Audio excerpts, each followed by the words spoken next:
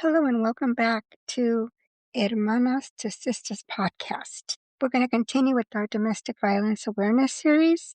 We've created a space where it's dedicated to healing, provide awareness, and empowerment to women.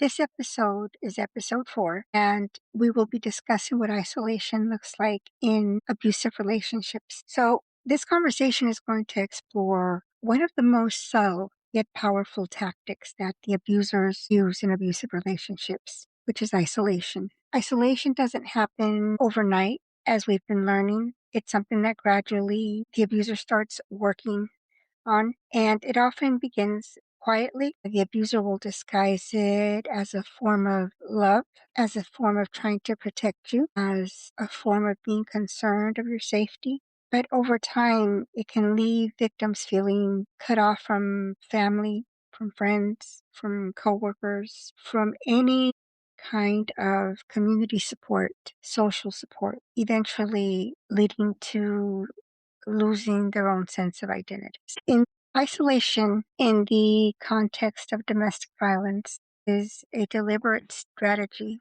that the abusers use to control the victims. And what it does is that it limits even more access to any emotional support that the victim might need, any financial independence, and any outside, keeping all the outside perspectives that could challenge the abuser's control. The abuser does this because oftentimes when you have others looking from the outside in, such as people that care for the victim, they may start seeing what's going on. They may start trying to make the victim aware. They may start trying to give the victim hints, start talking to the victim about what they're seeing is happening. And this would be a challenge for the abuser. So it's easier for the abuser to have complete control of the victim by keeping her away from any outside influences. An example could be the abuser can insist on knowing where the victim is at all times, claiming it's for safety. I care about your safety. I need to know where you are. We go back to tracking phones. We go back to GPS on your vehicles. Friends and families can be labeled as bad influencers or troublemakers. And oftentimes the abuser will start kind of creating this notion that friends and family are jealous of their relationship and are trying to come in between them. And these are thoughts that he'll start putting out to the victim. He discourages the victim or even forbids her from working, from going to school, studying, or attending any type of social event. Through technology, the abuser is able to monitor the victim's text messages, phone calls, social media, and he's checking them and eventually restricting them when he has full control. The abuser will also create an emotional dependency by saying things like, I'm the only one who truly cares about you. Your family's trying to come in between us. Your friends are jealous. Your friends aren't even in relationships. What would they know about being in a relationship? So sit back and ask yourself, when you think about your current or past relationships, what changes did you notice in your social connections over time? Now remember, this is something that happens gradually. It doesn't happen right away as soon as you meet the person and they start whining and dining you. That's the grooming stage. You will see none of this at the beginning.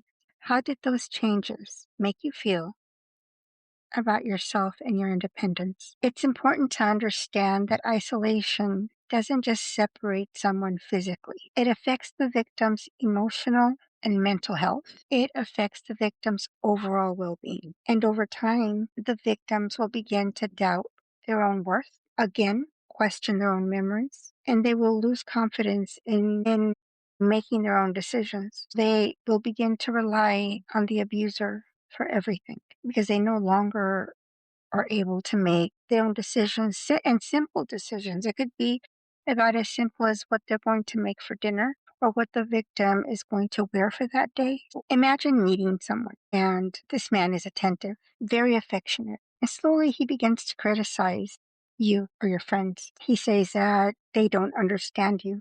Your friends don't. He will work on convincing you to quit your job because he's going to take care of you. These are some of the tactics of isolation, keeping you behind closed doors, keeping you from having any outside connections that can have an influence on your relationship, leaving the victim feeling lonely, feeling anxious, and unsure of how to reconnect with her loved ones.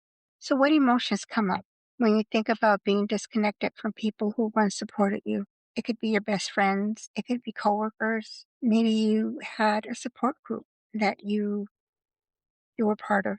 Maybe it was your mom. Maybe it was your auntie, your siblings. Maybe it was your older children. What would it mean for you to rebuild even one of those connections? What would that mean to you? Recognizing the early signs is key. If the victim starts feeling guilty for wanting to spend some time away from the abuser and spend time with others, when the victim is being made to feel that any outside relationships are a threat to the relationship, having to check in constantly or explain every action. And this could look like the abuser texting you all day, calling you all day, checking in because he misses you so much, needing to know you're everywhere about and why you're there, what you're doing, how long you're going to be, what time will you be home. When the victim starts losing interest in hobbies or activities that she once enjoyed, because now she feels fear or she feels pressured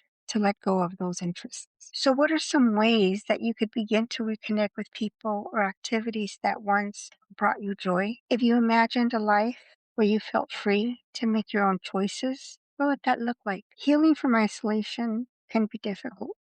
Many times victims will feel ashamed. They will feel afraid to reach out to those that she's lost a connection with, afraid of being judged, afraid of being criticized, afraid of having doors just shut in their face to others. This could be far from what they feel they would do if the victim would come back and reconnect with them.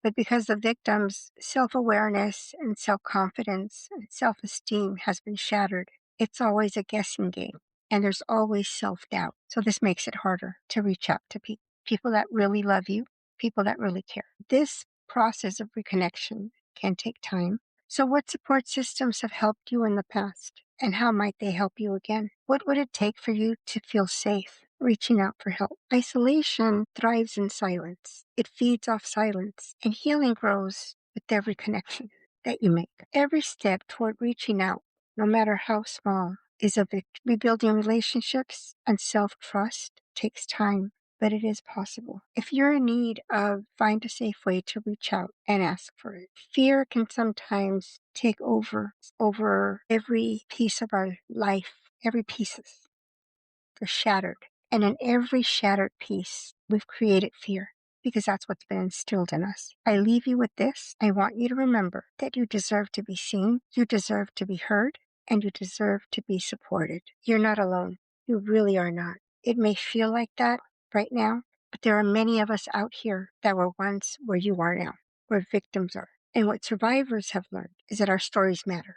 And the more that we hear about women coming out and being empowered and being able to leave these relationships, it will give other women the courage to do the same. So today, we explored isolation, what it looks like in abusive relationships, how it affects emotional well-being, and ways to begin reconnecting. Recognizing isolation is the first step toward reclaiming freedom and self-worth. I leave you with healing begins with awareness. Each moment of reflection, each act of courage, and each connection builds a step towards transformation. Stay safe. Do not forget your self-care and love yourself first. Until the next time.